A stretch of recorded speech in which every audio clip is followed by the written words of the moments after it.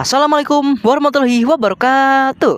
Halo teman-teman, perkenalkan saya Rizky Putra Julianto dari kelas PBSIH 2025 dengan akhiran NIM 215. Hari ini saya ingin melakukan wawancara terkait isu yang tengah viral di UNY saat ini, yaitu tentang penutupan jalan untuk efektivitas mobilitas.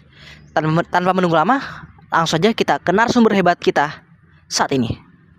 Halo guys, sekarang saya sudah bersama narasumber yang akan saya wawancari pada hari ini. Sebelumnya, Mas boleh perkenalkan nggak siapa namanya dan dari mana asal fakultasnya? Boleh Mas. Oke, perkenalkan nama saya Musli Fatoni. Saya dari Fakultas Matematika dan Ilmu Pengetahuan Alam. Baik, Mas Musle atau Mas Tony dipanggilnya nih? Tony aja boleh, Tony. Oke, Mas Tony. Mas Tony tahu nggak sebelumnya tentang kebijakan penutupan gerbang ini bertujuan untuk apa?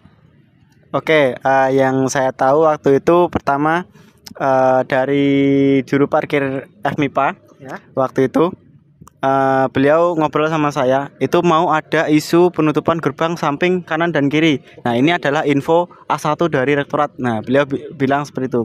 Nah, pada waktu itu beliau berkata jalur yang digunakan hanya satu, yaitu jalur masuknya adalah dari depan rektorat, gerbang utama dari depan rektorat, seperti itu.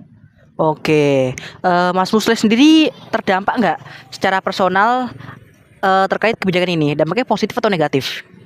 Oke, tentang dampak ya Mas Putra ya. Sebenarnya hal ini cukup berdampak bagi saya pribadi karena apa? Karena kos saya itu dari sebelah utara. Nah, itu nanti kalau mau masuk saya harus mutar terlebih dahulu ke gerbang utama UNY atau gerbang depan rektorat. Nah, itu biasanya saya ngantri lampu merah terlebih dahulu. Nah, itu sangat panjang sekali. Ngantri lampu merah, setelah itu baru masuk ke gerbang utama. Nah, ketika saya pulang juga harus melewati beberapa fakultas. Seperti itu. Nah, untuk yang praktikum karena saya adalah FMIPA, nah itu saya harus ke lab kan. Praktikum kami ke laboratorium dan itu harus masuk melalui gerbang dari fakultas lain, yaitu fakultas FBSB, dan juga keluarnya kami juga harus memutar terlebih dahulu dari FIKK, FBSB baru bisa keluar. Seperti itu Mas Putra. Oke, berarti Mas Musle lebih dominan negatifnya ya? Jujur ya, karena apa? Karena sebenarnya ingin menghemat bensin, pengeluaran untuk bensin, tapi malah kami dipaksa untuk lebih kami ke kampusnya itu lebih jauh jalannya, seperti itu Mas Putra. Oh iya ya, saya mengerti. Karena kan ya kita sebagai anak kos harus hemat kan. Betul. Apalagi kalau misalkan muter jauh lewat Preksu itu lampu merah macet banget kan. Ya, itu betul. lama sekali. Apalagi kalau praktikum tuh lewati FBSB dulu ya Mas. Iya betul. Itu wah. Oke, untuk perubahan ini sendiri Mas Musle hafal nggak rute yang terbaru ini? Oke, untuk rute ya Mas Putra ya. Awalnya saya juga belum terlalu paham, tapi ketika makin kesini makin kami jalani itu semakin lama semakin ada rambu-rambu lalu lintas yang dipasang, itu rambu baru. Nah, itu saya semakin memahami, kami beradaptasi dan semakin lama semakin mengerti. Nah, mungkin saya mengerti, cuman ada beberapa teman saya yang masih istilahnya bingung terhadap perubahan jalan ini. Seperti itu Mas Putra. Oke Mas Musle, sebelumnya ya saya beritahu dulu. Ini kan selain kebijakan untuk efektivitas mobilitas, itu kebijakan ini juga diterapkan karena akhir-akhir ini sedikit banyak kasus kehilangan di UNY. Seperti di fakultas saya ada beberapa kasus kehilangan helm, kehilangan motor. Nah, menurut Mas Musle sendiri, saat kebijakan ini sudah diterapkan, itu tuh Mas Musle semakin ngerasa aman atau tidak? Oke, tentang keamanan ya Mas Putra ya. Sebenarnya kalau dilihat dari point of view rektorat, Ya. kebijakan dari rektorat itu bertujuan untuk karena rektorat kan menutup gerbang kanan dan kiri. Ya betul. Nah, dan hanya ada satu jalur, yaitu jalur depan, Ya. jalur utama. Nah, itu mungkin beliau-beliau ini memikirkan bahwa itu agar sebagai kepentingan keamanan. Karena ketika satu jalur saja teman-teman bisa memantau, alias kalau banyak jalur yang dibuka itu kan nanti susah tuh kita mantaunya. Ya.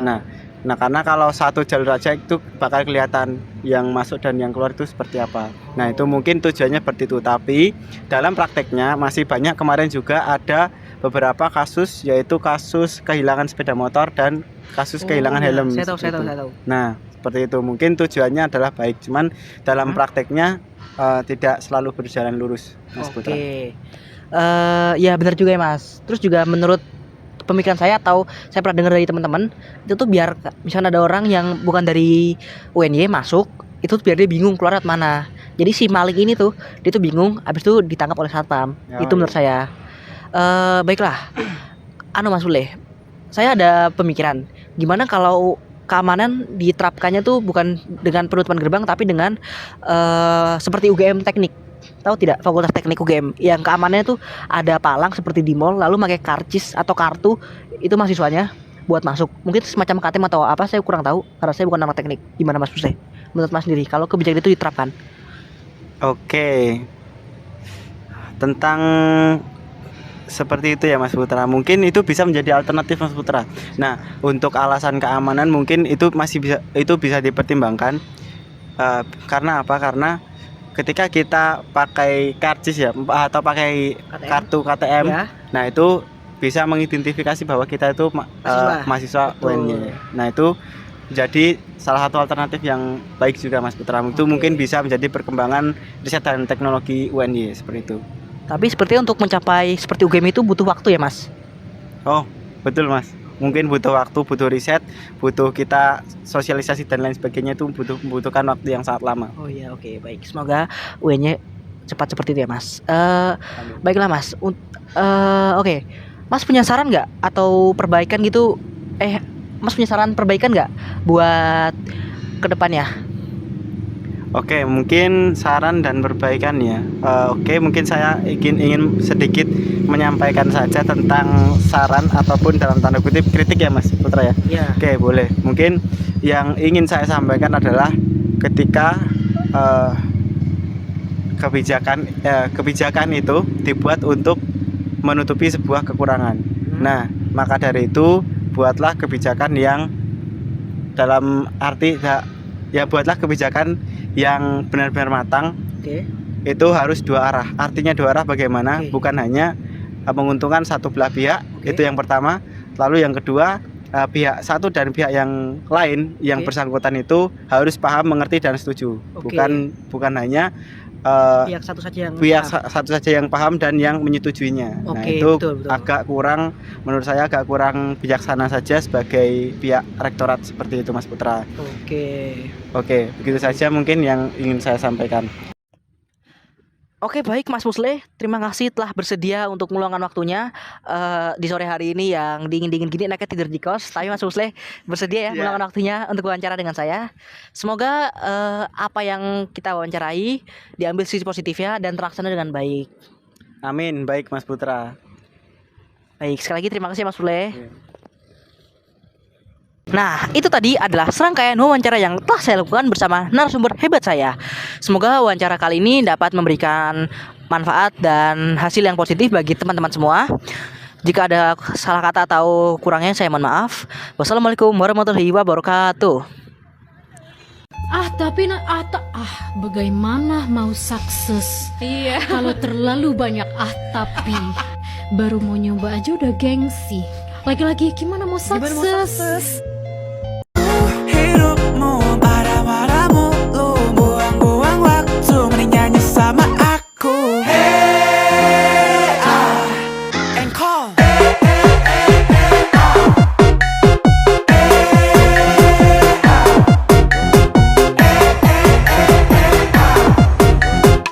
Jangan bawa-bawa aku ke masalahmu ya. Jangan berlagak baik kalau kamu palsu. Dengerin tuh ibumu, capek nasihatimu. Ada orang kayak gitu, tingkahnya kayak batu. Udah berlaku, jangan ditiru. Jauhi aku, kau usah